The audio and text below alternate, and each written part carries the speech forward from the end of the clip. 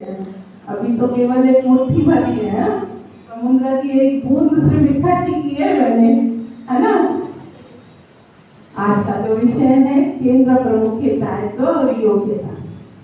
भारतीय संस्थान विश्व में एक ऐसी अद्वितीय संस्था है जो जन जन को सुख में शांति में जीवन यापन करने की प्रेरणा देती है। संस्थान चाहता है कि हमारे जीवन से दुख हमेशा के लिए चला जाए, हम उस स्थायी सुख को प्राप्त करें, उस आनंद को प्राप्त करें। जैसे कि महर्षि पतंजलि ने योग के 8 अंग बताए, यम नियम आसन प्राणायाम प्रत्याहार धारणा ध्यान समाधि। तो इन 8 अंगों पे जाके हम उस आनंद को प्राप्त कर सकते हैं। तो भारतीय संस्थान ने योग को ही इसका माध्यम बनाया है। ऐसी संस्था, पवित्र संस्था का शिक्षक होना बड़े गर्व की बात है। भारतीय संस्था का केंद्र प्रमुख हमारे आदरणीय प्रकाश लाल जी ने कहा है कि केंद्र प्रमुख संस्थान की रीढ़ है। तो जब हम इस संस्था के केंद्र प्रमुख बनते हैं तो हमारे अंदर, हमारे ऊपर बहुत सारे उत्तरदायित्व आ जाते हैं। यहाँ पे उपस्थित कितने केंद्र प्रमुख हैं? हाथ ऊपर उठाए।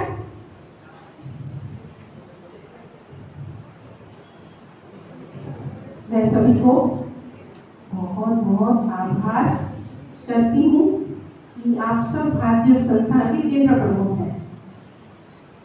तो आपको अपने उत्तरदायित्व भी पता ही होगा, नहीं तो मैं थोड़ा सा वर्णन करके बता देती हूँ केंद्र प्रमुख के उत्तरदायित्व और योग्यता क्या है। पहले तो हम साधक के रूप में इस संस्थान में आते हैं, फिर हमारी जिज्ञासा से हम एक शिक्षक बनते हैं। फिर जब हम उस केंद्र को बहुत अच्छे से संभालने लगते हैं, नित्य योगाभ्यास कराते हैं, तो हम केंद्र प्रमुख बनते हैं। तो सबसे पहले केंद्र प्रमुख का उत्तरदायित्व है अपनी अहम को त्यागना। अब अहम को कैसे त्यागे भाई? एक केंद्र प्रमुख बनने के लिए अपने अहम को नीचे ले जाना है आपको। भारतीय संस्थान भारतीय संस्कृति पर ही आधारित है और हमारी भारतीय संस्कृति क्या कहती है? हमारी भारतीय संस्कृति कहती है वसुदेव कुटुंबकम सर्वे भवन्तु सुखिनः सर्वे सन्तु निरामया। ये पूरा विश्व एक कुटुंब है, एक परिवार है। सबके साथ प्रेम का भाव, नम्रता, श्रद्धा का भाव रखना केंद्र प्रमुख का उत्तरदायित्व है। केंद्र प्रमुख का दूसरा उत्तरदायित्व है वो अपना स्वाध्याय डेली करें। जब तक एक केंद्र प्रमुख में योग के प्रति निष्ठा, विश्वास और श्रद्धा नहीं रहेगी तो वो अपने केंद्र में उस तरह की साधना को परोस नहीं पाएगा। उसकी कराई गई साधना का साधकों पे अच्छा और सकारात्मक प्रभाव तभी पड़ेगा जब एक केंद्र प्रमुख अपना स्वाध्याय नित्य रखेगा। थोड़ा थोड़ा सा ही अपने जीवन, पहले अपने दैनिक जीवन की क्रियाओं को करते हुए जो थोड़ा सा समय मिलता है उसमें स्वाध्याय करना। केंद्र प्रमुख जब केंद्र में योग कराने आता है तो उसे समय सीमा का ध्यान पूरा रखना चाहिए, क्योंकि क्या है, पहला सूत्र है योग का, अथ योग अनुशासनम। अनुशासन ही योग है। तो साधना कराते समय समय सीमा का ध्यान पूरा रखा जाए। बाकी है, कई हार बाकी है, अभी तो जिंदगी का सार बाकी है। जो पहला सत्र था वह तो सिर्फ एक पन्ना था, पहला सत्र शिविर का सिर्फ एक पन्ना था, अभी तो पूरी किताब बाकी है। आपके चेहरों में मधुर मुस्कुराहट चाहूंगी मैं। आप सभी को पता है हमारे शरीर में कितने चक्र होते हैं? 7 चक्र होते हैं। इन 7 चक्रों को एवं उनके स्थान पर उपस्थित महत्वपूर्ण ग्रंथि के बारे में हमें जानकारी देंगी। कौन जानकारी देंगी? सादा जीवन गुणों की सबसे सुंदर सी संरचना है। हम सब इसके बारे में क्यों जाने? क्वेश्चन तो आ ही रहा है मन में। इससे हम सबको क्या लाभ है? देखिए, किसी भी कार्य में हम सफल भी तभी हो पाते हैं जब हम उस कार्य की पूर्ण जानकारी पहले से ले लिए रहते हैं। जैसे कि एक किसान खेती भी तब करता है जब उसे खेत की पूर्ण जानकारी, जैसे कि मिट्टी की उर्वरक शक्ति, पानी की लागत, किस मौसम में कौन से बीज उगाने सही रहेंगे, ऐसी जानकारी हो। तो हम ऐसे कैसे मानते हैं कि हम हमारे शरीर की पूरी जानकारी लिए बिना हम इस शरीर का पूर्ण सदुपयोग कर पाएंगे? अब हम आपसे जानना चाहेंगे आखिर हमारे इस शरीर की बनावट कैसी है? हमारे शरीर में 9 प्रणालियां मुख्यतः होती हैं। ये 9 प्रणालियां कुछ ऑर्गन्स के जोड़ से बनती हैं। ये ऑर्गन कैसे बनते हैं? ये ऑर्गन टिश्यू यानी कि ऊतक के जोड़ से बनते हैं, और ये ऊतक यानी कि टिश्यू कुछ कोशिकाओं के बंडल से बनते हैं, ग्रुप से बनते हैं। देखिए, मैंने तो ये भी सुन रखा है कि इन प्रणालियों की सबसे मुख्य पाचन प्रणाली है। क्या ये सच है? दिशा जी, मुख्य तो सभी प्रणालियां हैं, पर हाँ, पाचन प्रणाली कुछ विशेष है, क्योंकि यह आपके शरीर में भोजन को पचाने का कार्य करती है। और क्या आप जानते हैं, इसकी पूरी लंबाई कुल 9 मीटर होती है। पूरे 9 मीटर। सुनकर आश्चर्य लग रहा है। हमारे इस छोटे से शरीर में कैसे समा सकती है? हमें इसकी बनावट के बारे में जानकारी देंगे प्लीज। देखिए, पाचन प्रणाली के 6 भाग होते हैं। सबसे पहले आता है उसमें हमारा मुख, फिर आती है ग्रसनी, फिर आती है ग्रसनाल, आपका अमाशय यानी कि आपका पेट, फिर आपकी छोटी आंत, और उसके बाद आती है आपकी बड़ी आंत। इस पूरी प्रणालियों का कार्य क्या है?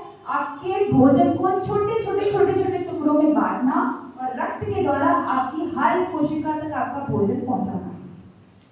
अब एक क्वेश्चन और मन में उठ रहा है, क्या ये भोजन हमारी कोशिकाओं तक पहुंच जाते ही हमें ऊर्जा मिल जाती है?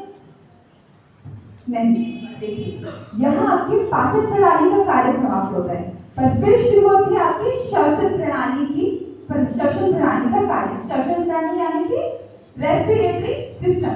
जैसे कि सिर्फ कोयले से आप एनर्जी नहीं ले सकते। आप जब तक खाने को जलाएंगे तब तक आप उससे ऊर्जा कैसे लेंगे? जो हम सांस ले रहे हैं, आखिर इस शरीर में उसका कार्य क्या है? मन में क्वेश्चन तो आ ही रहा है ना। देखिए, सर्वप्रथम जब हम सांसें लेते हैं, संस्थान में बोला जाता है सांसें भरी। हम जो सांसें लेते हैं तो वातावरण से फ्रेश ऑक्सीजन अपने शरीर में ग्रहण करते हैं, और बाहर क्या छोड़ते हैं? टॉक्सिक, विषाक्रिय गैस, जो हमारे शरीर के किसी काम की नहीं है। ये जो गैस हम अंदर लेते हैं, इसमें होता है मुख्यतः ऑक्सीजन। यही आपके खाने को पचाने का कार्य करता है। अब बच्चों जैसा एक क्वेश्चन हमारे मन में यह आ रहा है कि हमारे हृदय या दिल की बनावट कैसी है? वैसे ही जैसे हमने मूवी में दिखाई दी है। अरे देखिए, जो दिल है वो मांस के टुकड़े की तरह है, उसमें रक्त का संचार निरंतर चलता रहता है। आप केवल अपनी मुट्ठी बंद करेंगे, इतना बड़ा ही हमारा हृदय दिल होता है, हृदय बंद मुट्ठी की तरह। ये 2 पत्तों से ढका रहता है, जिसे पेरिकार्डियम कहते हैं। और क्या आप जानते हैं, आपका दिल 1 मिनट में 72 to 80 टाइम्स धड़कता है, जिससे लग की आवाज क्रिएट होती है। और 1 मिनट में एक बार में जब आपका दिल धड़कता है तो वो पूरे 80 मिलीलीटर खून सोख लेता है। ऐसे करते ही 1 मिनट में, केवल 1 मिनट में आपके संपूर्ण शरीर का रक्त साफ करने की क्रिया है इस हृदय में। क्या है कोई मशीन इतनी पावरफुल? रोशनी, जब सब कुछ इतना क्लियर है तो क्या हमारे इस शरीर में आखिर रोग क्यों आते हैं? देखिए, रोग आने के तो कुल मुख्य 2 ही कारण हैं। उसमें से पहला है गलत खान पान और दूसरा है निष्क्रिय जीवन। गलत खान पान, जब हम खाते हैं तो कुछ टॉक्सिक पदार्थ अपने शरीर में ग्रहण कर लेते हैं। ये टॉक्सिक पदार्थ ना तो हमारे शरीर में पचने वाले और ना ही शरीर से बाहर निकलने वाले। तो इसका होगा क्या, ये आपके शरीर में कलेक्ट हो जाएंगे, जमा हो जाएंगे और समय के साथ शरीर में कई बीमारियां जैसे कि मोटापा, एसिडिटी, इंडाइजेशन, हाई बीपी, लो बीपी, डायबिटीज जैसी प्रॉब्लम्स क्रिएट करती है। दूसरा, निष्क्रिय जीवन। निष्क्रिय जीवन कैसे? जब आप निष्क्रिय जीवन जीते हैं, जैसे कि कोई मशीन ही हो गई, कोई साइकिल हो गई, आपने उसका सदुपयोग नहीं किया बहुत दिनों से, तो वो कैसी हो जाती है? खराब हो जाती है। उसी प्रकार जब अपने शरीर को आप नहीं हलचल करेंगे, नहीं चलाएंगे, तो हमारा शरीर कैसा हो जाएगा? यूजलेस हो जाएगा।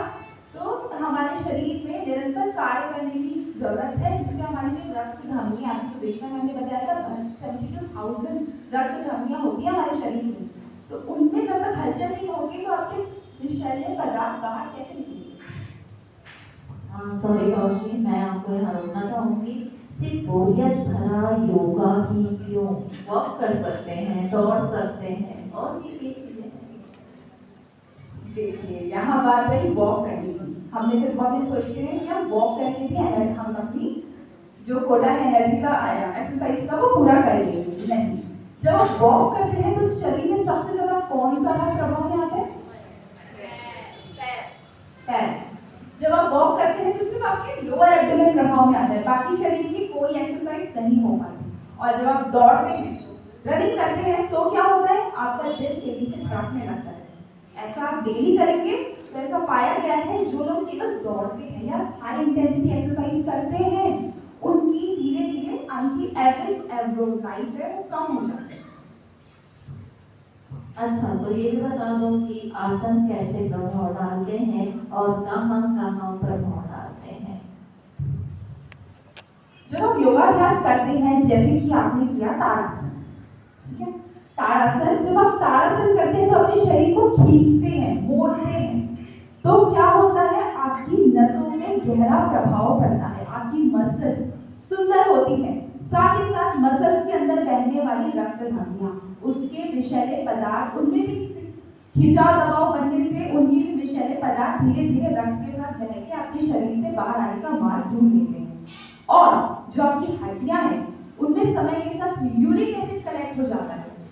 शरीर को खींचने मोड़ने से यूरिक एसिड भी धीरे धीरे गल के वो अपनी जगह स्थान छोड़ देता है और आपके शरीर के दर्द, जोड़ों के दर्द, शोल्डर दर्द, कमर दर्द धीरे धीरे ठीक होने लगते हैं। एक लास्ट क्वेश्चन पूछूंगी, क्या योग रोग की दवा है?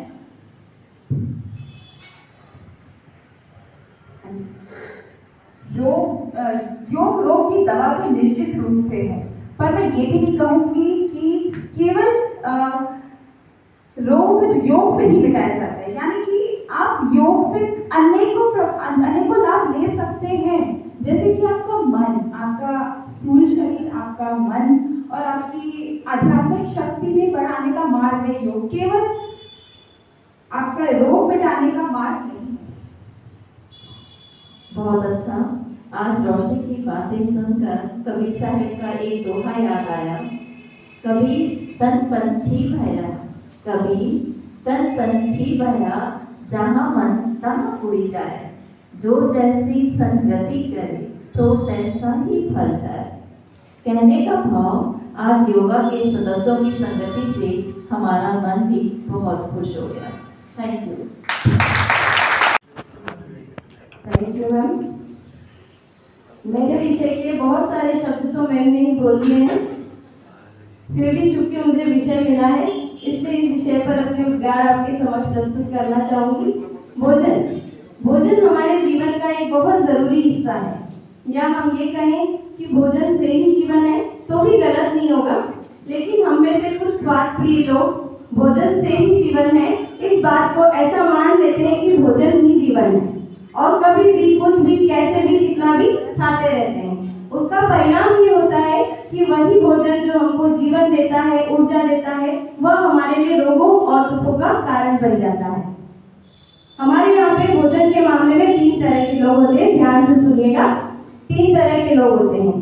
एक प्रकार के लोग वह होते हैं जिन्हें यह नहीं पता है कि हमें क्या खाना है क्या नहीं खाना है, यानी वो अज्ञानी है, उन्हें उस चीज का ज्ञान ही नहीं है, इसलिए उन्हें जब जिस समय जो दिखता है जो पसंद आता है उसको खा लेते हैं। दूसरे प्रकार के लोग वह होते हैं जिन्हें सही गलत खान पान का ज्ञान तो होता है, लेकिन उनकी आर्थिक स्थिति उतनी अच्छी नहीं होती कि वो अपने लिए हेल्दी चीजें जुटा सकें, इसलिए उन्हें भी जिस समय जो भी मिल जाता है उसे खाकर अपना पेट भर लेते हैं। अब तीसरे टाइप के लोग कैसे होते हैं सुनिएगा। तीसरे टाइप के लोग वह होते हैं जिन्हें सब कुछ पता है, क्या खाना, कितना खाना, कैसे खाना। उन्होंने व्हाट्सएप से, फेसबुक से, यहाँ से वहाँ से बहुत सारा ज्ञान बटोर लिया है, लेकिन जब खाने की बात आती है तो खाने के मामले में अपनी जीभ के स्वाद के आगे हम अपने पेट की भी नहीं सुनते। हम में से बहुत से लोग ऐसे होंगे, सभी मेरी बात से एग्री करते होंगे। तो तीसरे टाइप के लोग बहुत सारे हमारे यहाँ पर पाए जाते हैं। मेरे आज के इस विषय के संबंध में मैंने एक कहानी पढ़ी थी योग मंजरी में, आपकी इजाजत हो तो सुनाना चाहूंगी। बहुत छोटी सी कहानी है। कहानी कुछ इस तरह से है कि महर्षि चरक अपने शिष्यों के साथ एक बार जंगल से गुजर रहे थे, तो रास्ते में उन्हें एक पक्षी दिखा। वो पक्षी बोल रहा था, सुनिएगा क्या बोल रहा था, कौरू कौरू कौरू। तो गुरुजी ने अपने एक शिष्य से पूछा, बताओ ये क्या कह रहा है, इस पक्षी की बात का मतलब क्या है। तो शिष्य ने उत्तर दिया, गुरुजी यह कह रहा है कि कौन निरोगी है, कौन निरोगी है, कौन निरोगी है। इस पर गुरुजी बोले, चलो तुमने प्रश्न का मतलब समझा दिया, उत्तर भी तुम ही बता दो। तो शिष्य ने कहा, गुरुजी हिप भूख मिट भूख हृद भूख। तो गुरुजी बोले, इसका क्या तात्पर्य हुआ। शिष्य ने समझाया कि गुरुजी जो व्यक्ति अपने लिए हितकारी भोजन परिमित मात्रा में ऋतु के अनुसार करता है वही व्यक्ति निरोगी रहता है। चलिए अब इस बात को विस्तार से समझते हैं। जैसा कि मेरा विषय है हमारा भोजन क्या हो, कितना हो और कैसा हो, तो सबसे पहले हम बात करते हैं कि हमारा भोजन क्या हो। हमारा भोजन क्या हो, इस बात को अगर गहराई से बोला जाए, गहराई से समझाना चाहा जाए तो ये बहुत बड़ा विषय हो जाएगा। फिर भी मैं कोशिश करूंगी कि 5 बिंदुओं के माध्यम से हमारा भोजन क्या हो इसको समझाने की। सबसे पहली बात, हमें वह चीज कभी नहीं खानी चाहिए जो हमारे लिए नुकसानदायक हो।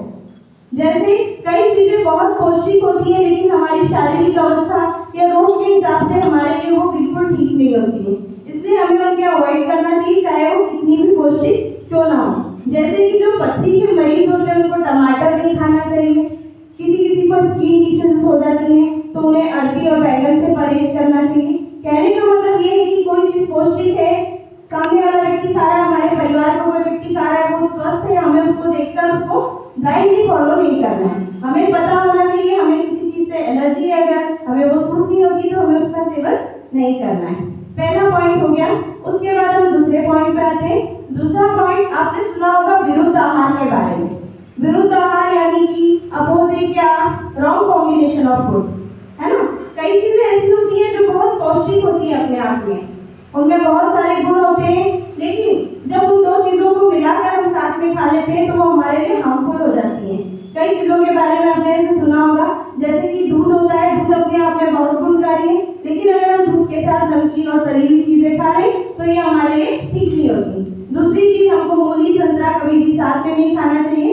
ये कोई नया ज्ञान नहीं है जो मैं आपको दे रही हूँ, आपने बहुत पढ़ा होगा, सुना होगा, अपने बुजुर्गों से भी जाना होगा, पर चूंकि मेरा विषय है इसलिए मैं इस पर बोल रही हूँ। उसी तरह से आपने ये भी सुना होगा कि घी और शहद अगर बराबर मात्रा में मिलाकर ले लिए जाए तो ये जहर का भी काम करती है, जबकि घी भी अपने आप में बहुत गुणकारी है और शहद भी बहुत फायदेमंद होता है। तो ये अपोजिट कॉम्बिनेशन का ध्यान रखकर हमको खाना चाहिए। पॉइंट नंबर 2 कंप्लीट हो गया। अब हम आते हैं पॉइंट नंबर 3 पर।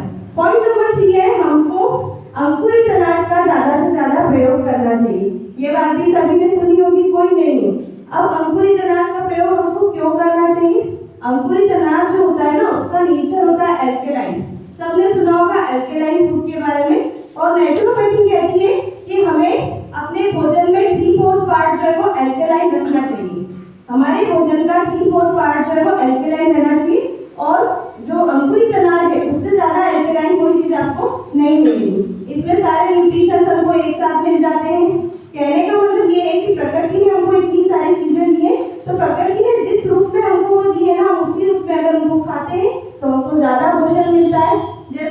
मेरी बात से एग्री करते होंगे कि घर में जो लोहे के तवे पे रोटी बनती है वो बाहर की तंदूरी रोटी से बेहतर है गुणवत्ता के मामले में। सभी मानते होंगे इस बात को।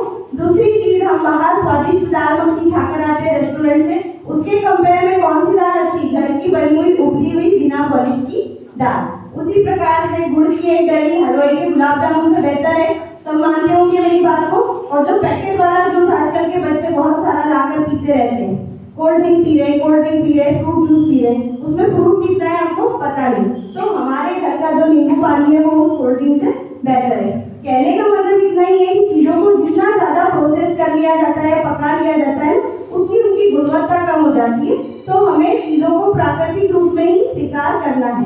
थर्ड पॉइंट कंप्लीट हो गया मेरा। अब मैं फोर्थ पॉइंट की ओर बढ़ती हूँ। ये पॉइंट थोड़ा सा ऐसा है, सुनिएगा। Junk food, fast food, processed food, packet बंद फूड, तला हुआ मीठा, ये सब हमको नहीं खाना चाहिए। सब जानते हैं, कोई भी नहीं होगा जो नहीं जानता है।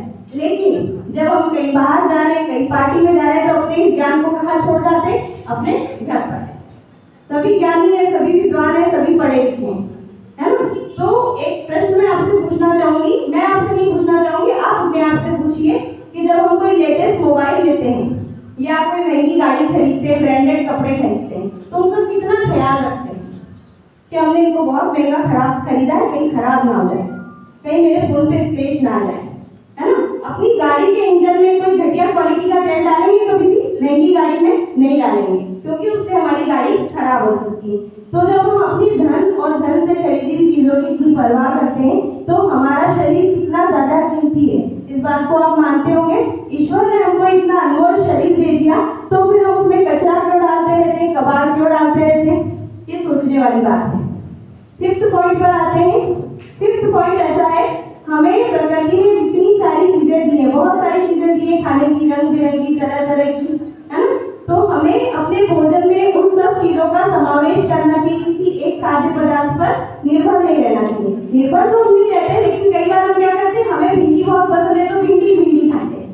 तो प्रकृति ने हमें इतनी सारी चीजें इसलिए दी है क्योंकि उसमें सब में अलग अलग तरह के पोषक तत्व होते हैं। तो जब हम उन सब चीजों को एक साथ खाएंगे इन द सेंस थोड़ा तो मिलकर खाएं अपोजिट कॉम्बिनेशन को, लेकिन जब हम सारी चीजों को अपनी डाइट में शामिल करते हैं ना, तो किसी एक चीज की जो कमी रहती है वो दूसरी चीज पूरी कर देती है और हमको कंप्लीट न्यूट्रिशन मिल जाता है। अगर हमारे शरीर में कोई दोष है या कोई रोग है, तो हमें उससे रिलेटेड या उसमें नहीं खाने वाली चीजों को अवॉइड करना है। लेकिन कुल मिलाकर हमको प्रकृति ने जितनी सारी चीजें खाने के लिए दी है, उन सबका हमको समय के हिसाब से, मौसम के हिसाब से यूज करना चाहिए।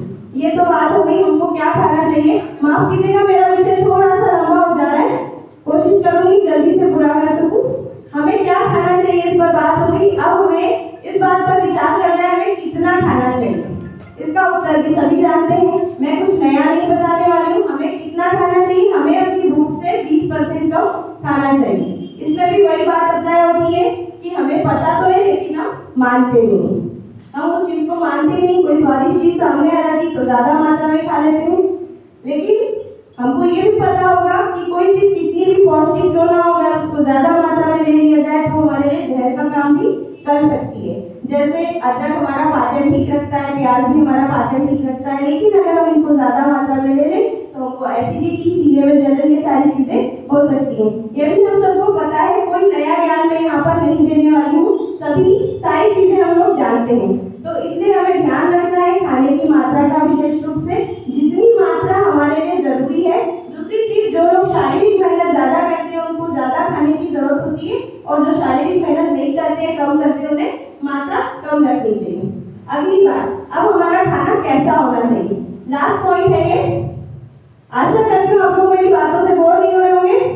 लास्ट पॉइंट है हमारा खाना कैसा होना चाहिए। हमारा खाना कैसा होना चाहिए, इसका उत्तर ये है कि हमें अपना भोजन जिस ऋतु में हम हैं, जिस स्थान पर हम रहते हैं, उसके हिसाब से करना चाहिए। जैसे हमें बारिश के मौसम में पत्तेदार सब्जियां नहीं खानी चाहिए, हम जानते होंगे सभी।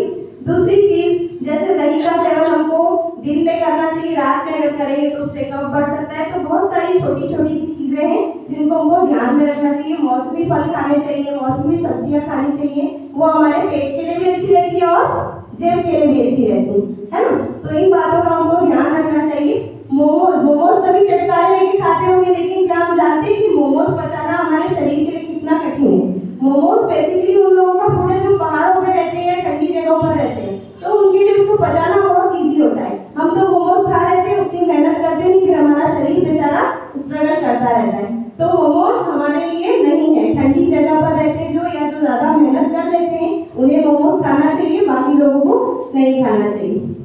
नहीं। अब खाना क्या हो, कितना हो, कैसा हो, ये तो खत्म हो गया है। अब लास्ट में सबसे बस यही संकल्प चाहती हूँ, मन में एक संकल्प दोहराना है कि ज्ञान तो हमने बहुत ले लिया, हमें कोई ज्ञान दे दे, अगर हमारे बुजुर्ग बताते हैं जैसे बेटा ये मत खाओ, वो मत खाओ, तो हम क्या कहते हैं, हमें पता है।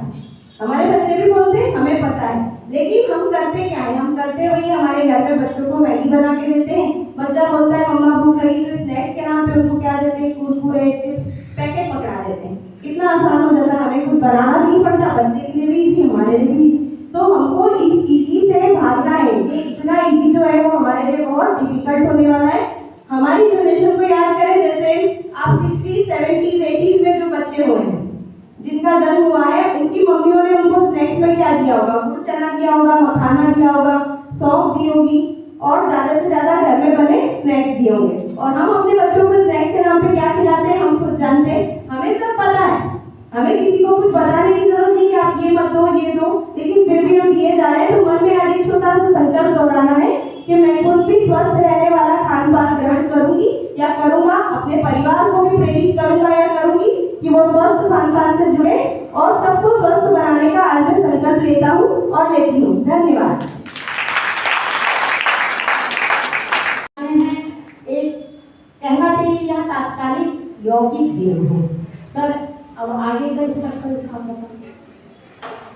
योग के रूप में जोड़ना है, तो मैंने प्रयास किया कि जितने शिक्षक बनने आए हैं अपन, उसका ज्ञान की भी उसकी ज्ञान की भी परीक्षा हो जाए, उसकी मुद्राओं की भी परीक्षा हो जाए, वो कितना आसन करना चलाना जानते हैं, कितना बोलना जानते हैं, कितना परफेक्शन है। तो उसके लिए मैं नाम पुकारूंगा। मैं प्रयास कर रहा हूँ कि सारे पार्टिसिपेंट का इन्वॉल्वमेंट कुछ ना कुछ तरीके से हो।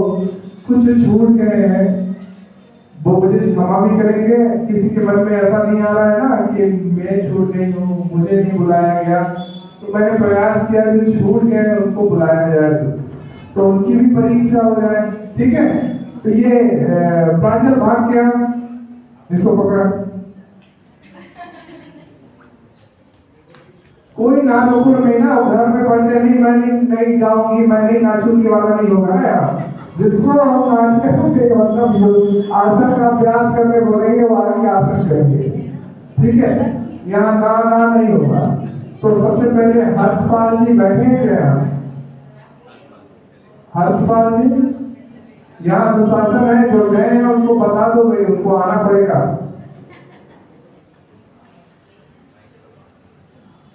गीता चौधरी आइए, गीता चौधरी मैम वेलकम। हाँ, वो अग्रवाल साहब वो खाली करें वहाँ अगर कोई आसन प्रदर्शन वाला आया कुछ कराने की जो भी चीज है, इसमें क्या है, चीट भी इसलिए रखा हो कि सर उससे आपने सरल पर पूछा, सर इससे आपने कठिन प्रश्न पूछा, वो भी दिक्कत ही ना है, जिसके किस्मत में जो भी हो वही मिले। हाँ, एक चीट लो, पढ़ो और क्या है बताओ, आपको कुछ करना है, कराना है, क्या करना है। योग मुद्रा, चलिए योग मुद्रा एक प्रदर्शन कर दो, कैसे शुरुआत, कम से कम पता तो चले कि हाँ इतना ज्ञान है, इतना पता है। योग मुद्रा फटाक से बोलते हुए करना है तो बोलते हुए भी करना।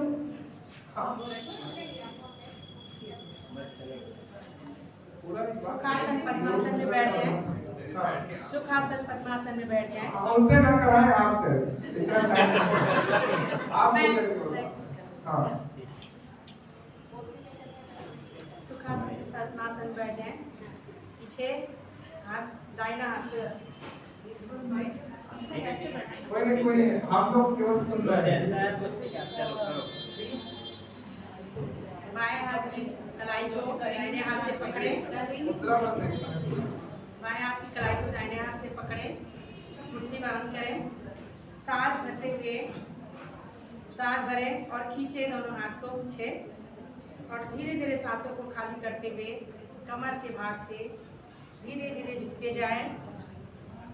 बहुत सुंदर क्लैपिंग हो जाए। मैंने जिससे बात नहीं है, योग मुद्रा का ज्ञान है, मतलब योग की गहराइयों का किसी पकड़ है, कोई तो नहीं। बहुत सुंदर चौधरी मैम, बहुत सुंदर, अपने स्थान ग्रहण करें, बहुत सुंदर क्लैपिंग। यहाँ केवल टेस्ट हो रहा है ना, पूरी स्थिति। चलिए अगला नाम लता देवांगन, भाग्य लता देवांगन। कटोरा तला पर अंदर है, आ जाइए। अरे सब रेस ले रहे हैं क्या? चलिए जल्दी भाग के पर्ची उठाएं।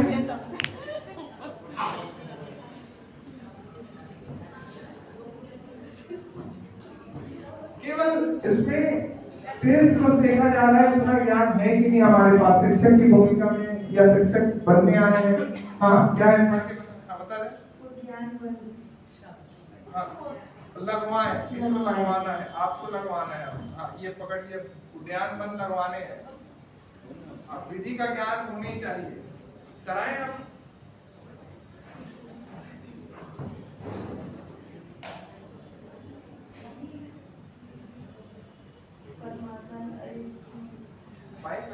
कोई बात नहीं, स्लैपिंग बजेगी आपके। चलिए कोई और दूसरा आपके मन से उद्यान वन लगवाना है आपको, बोल। तो आज तक केंद्र में नहीं कराया हो वो सांस को खाली करते हुए मुंह में लगाएं।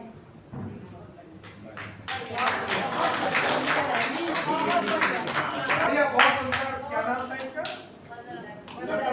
लता देवांगन। चलिए शुरुआत है आपका, आप मुझसे बेहतर कराएंगे, आप है ना। चलिए सभी पद्मासन सुखासन जिसमें भी कुछ क्षण के लिए आप आराम से बैठ सकते हैं, उसमें बैठ जाइए। आंखें बंद, अपना पूरा ध्यान आपकी सांसों पर, धीरे-धीरे लंबी सांस भरें और उसके बाद उद्यान वन मीन्स आपके पेड़ों के भाग में कुछ क्षण के लिए रुके। आपने सांसों को भरा हुआ है, अब रुके कुछ क्षण।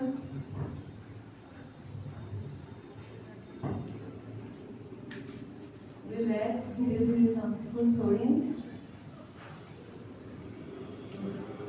चलिए बहुत आए, जल्दी भाग के टाइम नहीं है, बस अब सबको भूख लगी है, नीचे खाना खाएंगे सब जाके। ये आखिरी सेशन है, इस द्वितीय सत्र का आखिरी विषय।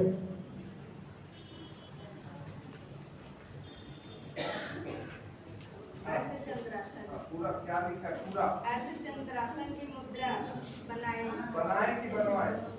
बनाए, आप बनाए। चलिए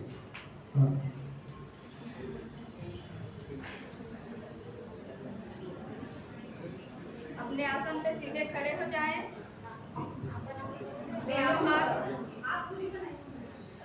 दोनों हाथ ऊपर ले जाएं, दोनों हाथ जोड़े, पूरी उंगली जोड़ के रखें। सांस भरें और सांस छोड़ते हुए अपने दाएं साइड झुकना है। थोड़ी देर तक रुकें, फिर सांस भरते हुए वापस आए, फिर हाथ को खींचे, फिर सांस भरें, फिर सांस छोड़ें। अति सुंदर clapping. Out of 100 out of 100। चलिए 100 में 100 मार्क्स मिले हैं। पल्लवी होता जी,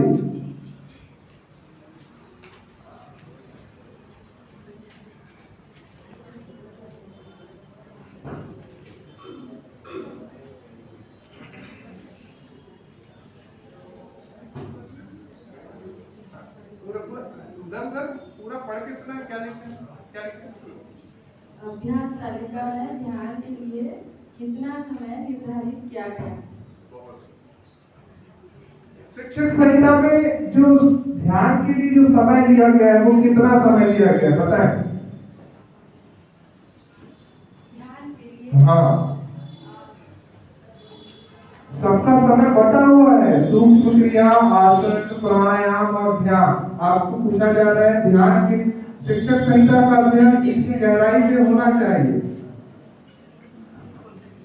कोई नहीं, किसको पता है?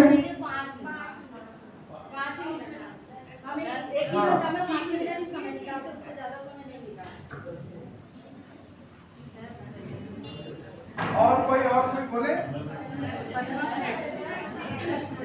ध्यान के लिए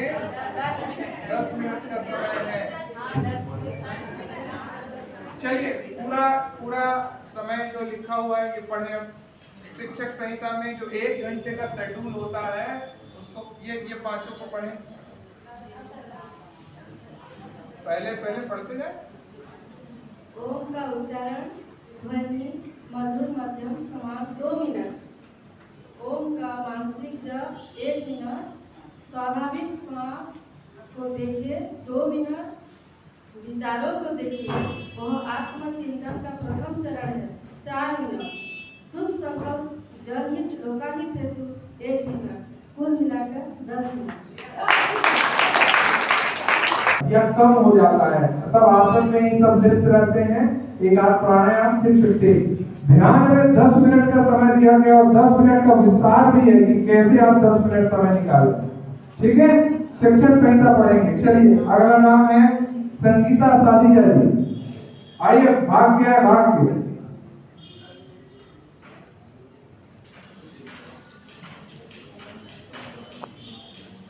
ज्योति चंद्राकर,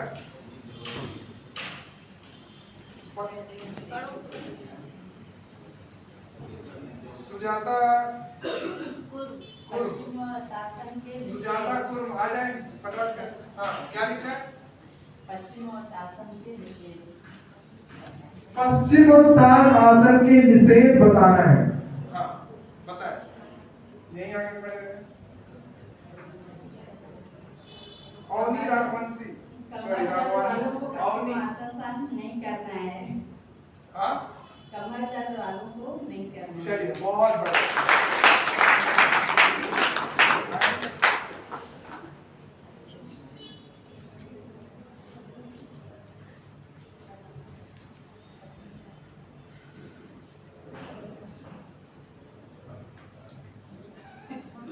हाँ, करवाएं लिखा है ना।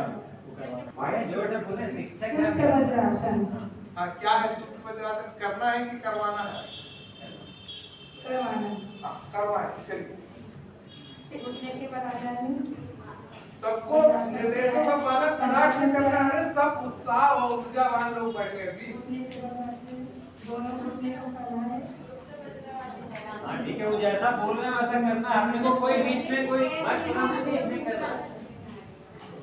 कोई भी कुछ नहीं बोलेगा, जैसा निर्देश मिल रहा है हमको वैसा करना है। करें।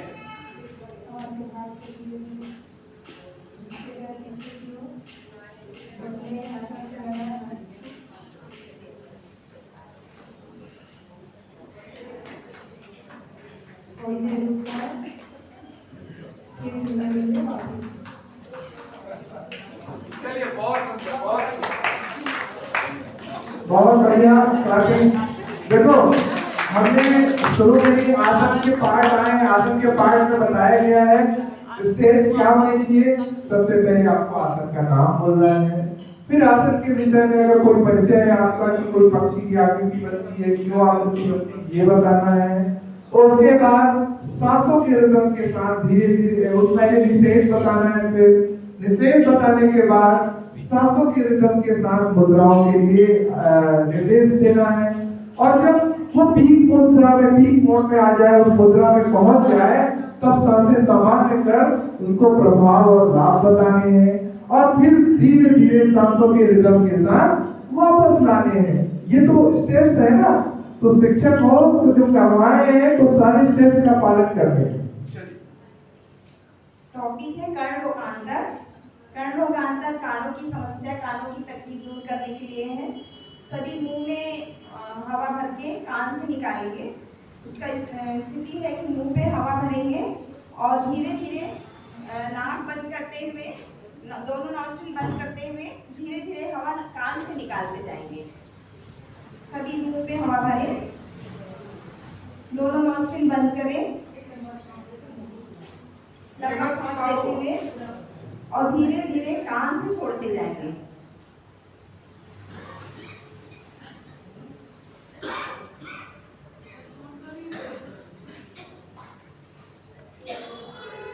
विश्राम स्थिति। बहुत सुंदर। मालिश कर ले, हिला ले, खींच ले, है ना।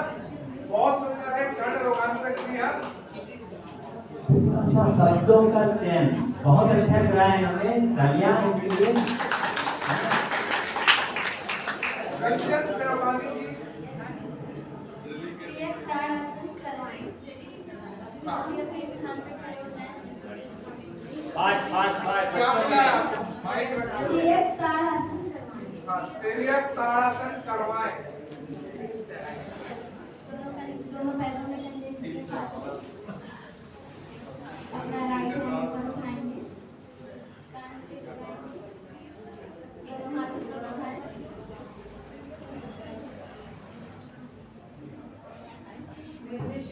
बनाएं। उसके बाद सांस भरते हुए दोनों हाथों को ऊपर की ओर टानें, पैर आपके आसन पे ही रहें। फिर से सांस भरते हुए अब पैरों को भी उठाएं, आंखें सभी की बंद।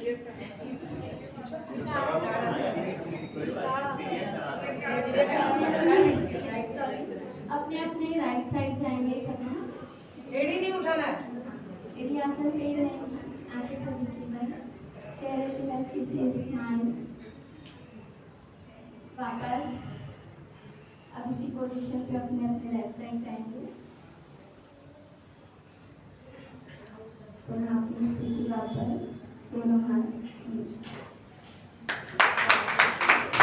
बहुत अच्छी बात है, ये हमेशा याद रहेगा। जो भी यहाँ आ रहे हैं, नहीं बहुत पढ़ना पड़ेगा, अपने को स्वाध्याय करना पड़ेगा। लेकिन ये कठिन तो नहीं हो रहा है? तो नए लोग जो है, चलिए आइए आप भी बैठ जाए, तो खड़े हो जाना। सूर्य नमस्कार की छठी स्थिति बनाकर दिखाएं। सूर्य नमस्कार की छठी स्थिति बना कर दिखाएं। मंच पे बना के दिखाएं। हाँ, मंच पे दिखेगा, मंच पे चढ़ के बनाएं छठी स्थिति।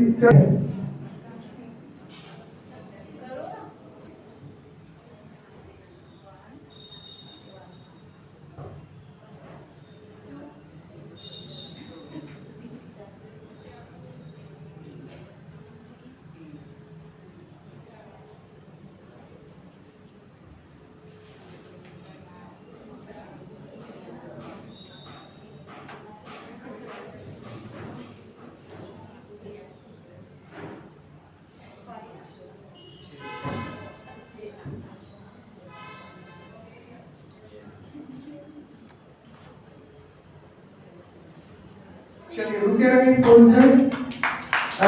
इस पोज का क्या नाम है? अष्टांग।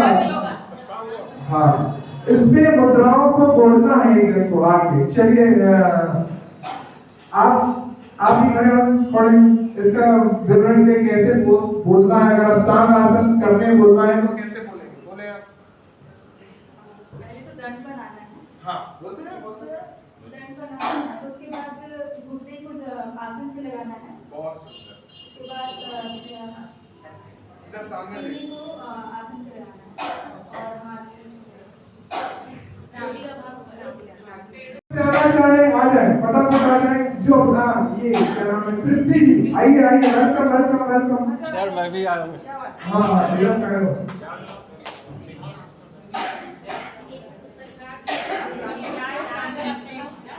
क्या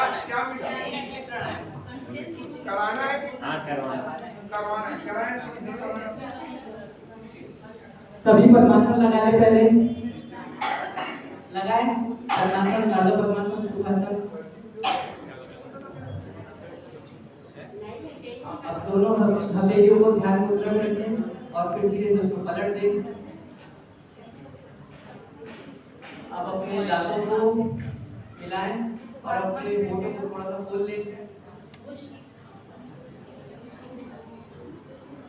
अपनी जीवा को इस स्थिति में उसके बाद दायां पैर अधिक से अधिक पीछे ले जाएं और बायां हाथ ऊपर उठाएंगे और सांस भरते हुए दायां हाथ पीछे की ओर पृथ्वी के समांतर कंधे के बराबर और सांस भरते हुए पैर को ऊपर उठाएंगे। अधिक से अधिक सामने की स्थिति एक समान रहे, ऊपर से नीचे तक। और चलिए बहुत अच्छी बात है। आगे बोलना है। बढ़िया मुद्रा। पहले सीधा खड़े हो जाइए, पैर और पीछे एड़ी और पंजा मिला के फिर धीरे धीरे अपना हाथ को साइड में लाइए, ऊपर ले जाइए। पहले तो दाएं पैर को जंगल में लगा लीजिए और फिर हाथ को धीरे धीरे ऊपर उठाएं। अति सुंदर, अति सुंदर। इस दौर में इस सभी के मुद्रा, इस तरह के उत्साह, इस तरीके से कहना वास्तव में प्रतीक होना चाहिए। मेरे ख्याल से 60 साल से ऊपर है जो थोड़ा सा काम है मुद्रा भी बनाना और उसकी विधि को भी जानना।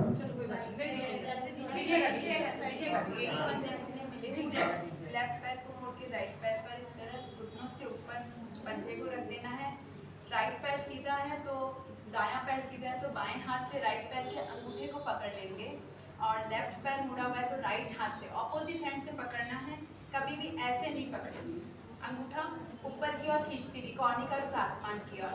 स्पाइन स्ट्रेट रखनी है, आगे की ओर झुकना नहीं है। लंबी गहरी श्वास करेंगे और पैर को उठाएंगे। प्रयास करें जितना आप कर सके और अपने अंगूठे को कान तक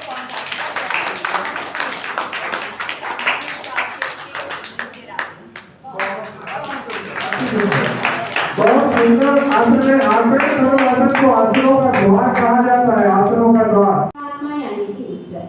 जब मेरा ईश्वर से मिल जाता है तब योग कहलाता है।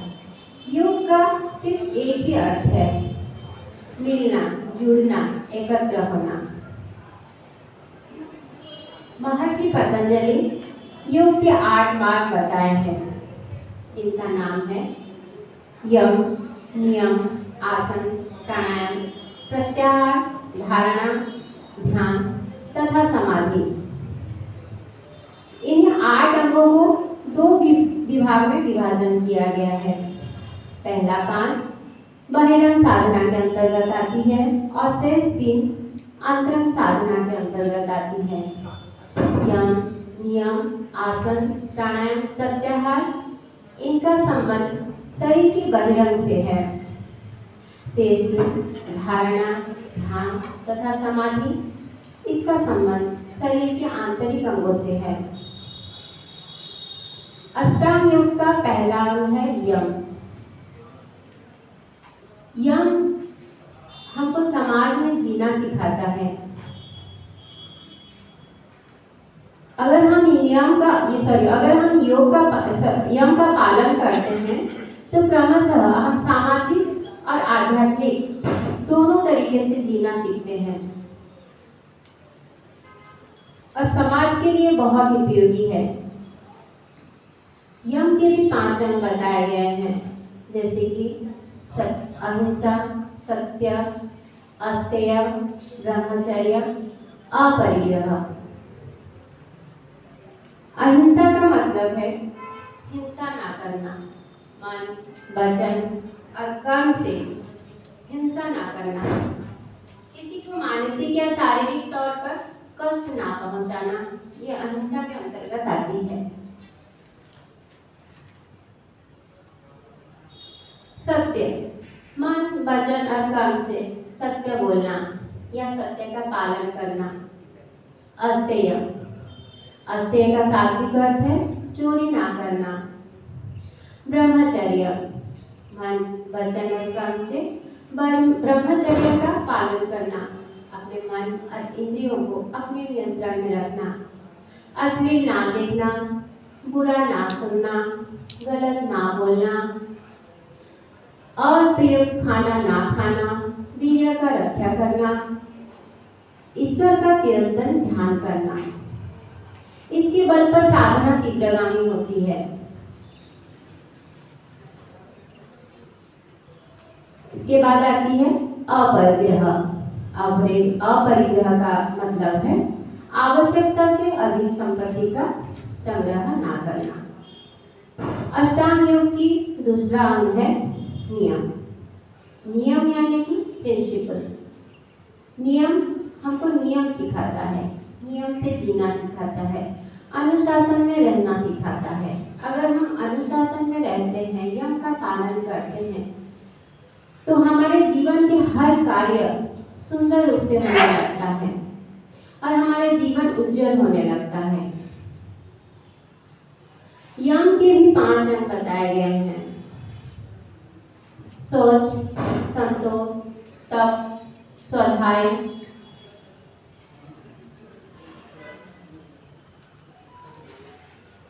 सोच, संतोष, तप, स्वाध्याय, ईश्वर प्रणिधान। पहला आता है सोच।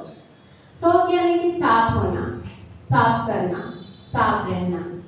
हम हमारे बाहरी अंगों को नित्य प्रतिदिन साफ करते हैं, लेकिन हम अगर जप, तप, ध्यान या किसी भी अन्य प्रकार से हमारी आंतरिक अंगों को अगर साफ रखना शुरू करेंगे तो हमारे मन में छुपा हुआ राग, द्वेष, अहंकार, कपट, छल ये धीरे धीरे धुलता जाएगा और हमारा अंतःकरण शुद्ध बनता जाएगा। उसके बाद आती है संतोष। संतोष से बड़ा कोई धन नहीं होता और संतोष रूपी अमृत तो हम सबको पीना चाहिए। अगर हम संतोष में रहना सीखेंगे तो हमारे मन में कोई क्षुधा नहीं रहेगी।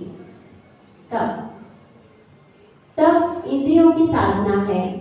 अगर हम तप करते हैं तो इंद्रियां शुद्ध होती है, मन नियंत्रण में रहता है, बाह्यम आंतरम दोनों शुद्ध बनता है।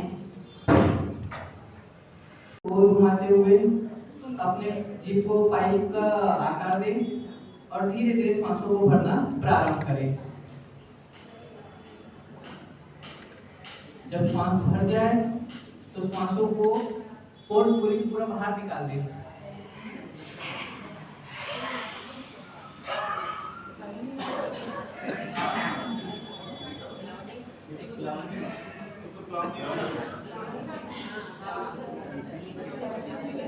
चलिए ठीक है, क्लैपिंग हो जाए, क्लैपिंग हो जाए। सबसे नवोदित बच्चा जो केंद्र चलाता है और केंद्र प्रमुख की भूमिका निभाता है, जोर से क्लैपिंग हो जाए। आजकल ऐसे बच्चे देखने कम मिलते हैं। कौन से क्लास का भजन कौन से क्लास क्या बात है, वो एक मंत्र जैसे रहता ना, छू मंत्र।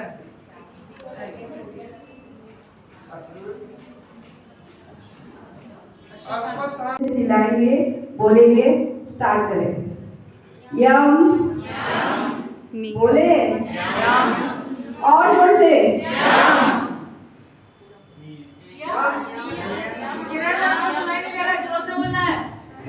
आप लोग एक साथ बोले कंटिन्यू और फिर जोर से कंटिन्यू, जोर 7 से।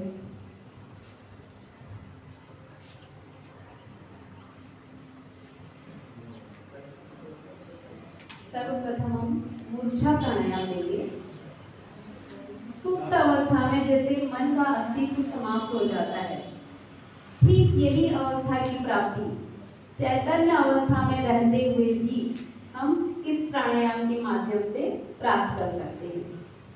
तो चलिए मूर्छा प्राणायाम के लिए सभी पद्मासन लगा लें। दोनों हाथ ध्यान मुद्रा में, नेत्र कोमलता से बंद। अब अपने दोनों हाथ के अंगूठे को कान पर रखें। अंगूठे को कान पे रखें। तर्जनी को आंखों के ऊपर, मध्यमा को नासापुट के ऊपर, अनामिका और कनिष्ठिका को होठों के ऊपर और नीचे। एक लंबी गहरी सांस भरें और नासापुट को बंद करते हुए त्रिपन लगा लें।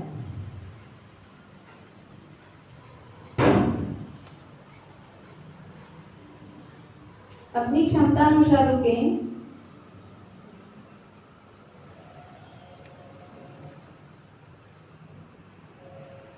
धीरे धीरे मध्यमा उंगली के दबाव को कम करते हुए पूरी सांसें बाहर निकालें।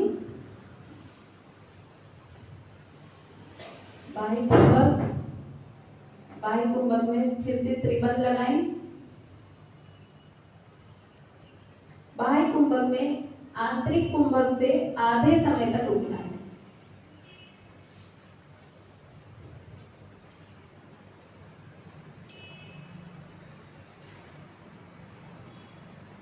धीरे धीरे बंधों को खोलें।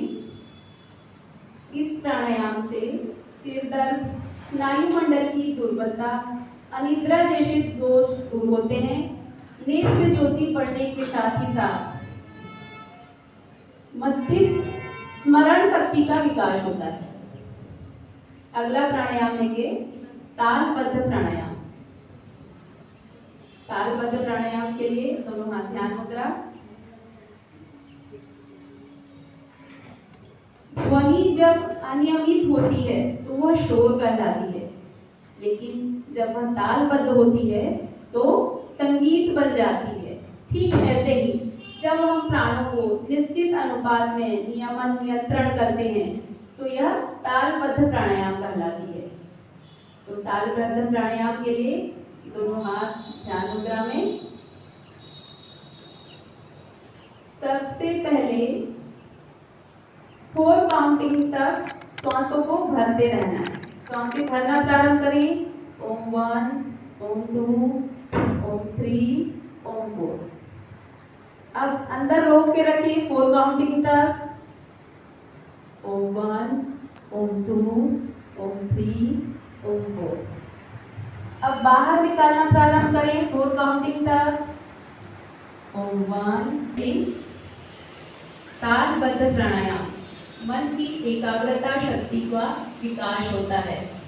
प्राणों का संपूर्ण शरीर में आगमन होने से हमारे संपूर्ण अंग क्रिया और पिंगला नाड़ी का समन्वय होता है, जिससे हमारी सुषुम्ना नाड़ी जागृत हो जाती है, जिससे फिर हम आध्यात्म की ओर अग्रसर होने लग जाते हैं।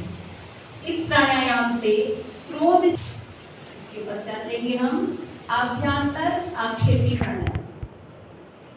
आभ्यंतर आक्षेपी प्राणायाम में 4 स्टेप में सांसों को भरना है। अब पूरी सांसें अंदर भर लें। रुके। जैसे 4 स्टेप में सांसों को भरे हैं, ऐसे ही 4 स्टेप में सुंदर कराई तुमने, इतना सुंदर आपने आसन कराया तो उसके बाद फिर बुलबुले उठने चालू हो जाते हैं। नहीं, ये बहुत अच्छी चीज है, इतना ज्यादा तारीफ मिलता है, इतना तो मैं बड़े बड़े काम करती हूँ फिर भी नहीं मिलता। तब उसके मन में ये भावना और इच्छा जागृत होती, हाँ ये शिक्षक बनने से कुछ तो मिलता है। जब वो पहले याद करती, जब पहले समय को मैं सर को कह डाली थी, क्या बोली थी, सर आप हमको शिक्षक क्यों बनाना चाहते हैं, क्यों बार बार हम नहीं बनते सर शिक्षक, हमको केवल अपनी साधना करते हैं। तो आज जितने लोग हैं उनके मन में ये इच्छा है, क्योंकि वो कुछ सीढ़ियां चढ़ चुके हैं।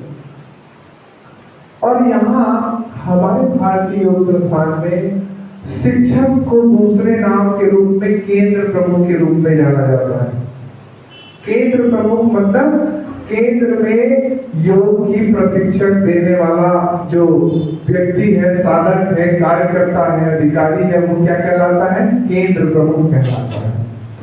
और निश्चय ही किसी संस्थान की नींव जो है वो कौन है, केंद्र प्रमुख ही है। तभी तो इतना बड़ा संस्थान संचालित हो रहा है पूरे भारतवर्ष में, पूरे विदेशों में भी। और आपको जान के आश्चर्य होगा कि उन्नति के या लाभ के कई मार्ग हैं। बाबा रामदेव ने जब शुरुआत की थी तो सबसे पहले उन्होंने भारतीय योग संस्था ही ज्वाइन किया था, ये जान के आपको आश्चर्य होगा। और वो सिर्फ जिस तरीके से उन्होंने अपना फील्ड चुना, अपना स्वयं का एम्पायर तैयार किया, और वो आज किस रूप में है, कैसे जाने जाते हैं, आप देख पाते हैं। और जब वास्तव में एक अच्छा, एक सुंदर, एक सुदृढ़ नींव होता है तो उसका इमारत भी सुंदर, भव्य और दृढ़ होता है कि नहीं? तो हमको सबसे पहले किसको मजबूत करना होगा, नींव को। अगर हायरार्की में आज आदरणीय दादा जी ने भी संगठन की बात की, हायरार्की की बात की, तो जिनमें जो योग्यता होगी, जिनमें जिज्ञासा होगी, जिनमें समर्पण होगा, वो उच्च लेवल तक पहुंचते हैं। हालांकि देसराज जी जब शुरुआत करते हैं, वो भी अपनी जब कहानी बताया करते थे कि मैं भी ऐसी भ्रमण कर रहा था, तो जयप्रकाश जी जो यहाँ आए हुए थे, उन्हें उनसे देसराज जी से निवेदन किया कि भाई आप भी योग साधना करें, आप भी जुड़े। तो धीरे धीरे आज जो हमारे सर्वोच्च पद पर पदाधिकारी है, मतलब पदासीन है सर्वोच्च पद पर। तो शुरुआत कहाँ से हुई थी? सामान्य साधक से। वो धीरे से केंद्र प्रमुख बने, केंद्र प्रमुख से वो आगे बढ़ते गए, आज अखिल भारतीय केंद्रीय प्रधान के रूप में जाने जाते हैं। ठीक है, तो मैं आज एक थोड़ा प्रैक्टिकल के रूप में अगर आप और उसमें प्रेरित हो, प्रभावित हो, तो एक आध अनुभव लेना चाहता हूँ कि जो एक सामान्य साधक थे और फिर वो जो शिक्षक बने, जब उसमें समर्पण आया, जब उसमें दायित्व निभाया, उन्होंने जिम्मेदारी निभाई, तो क्या परिवर्तन आया? एक आध से सुनना चाहूंगा। अनिता जोशी, वेलकम, जल्दी आए।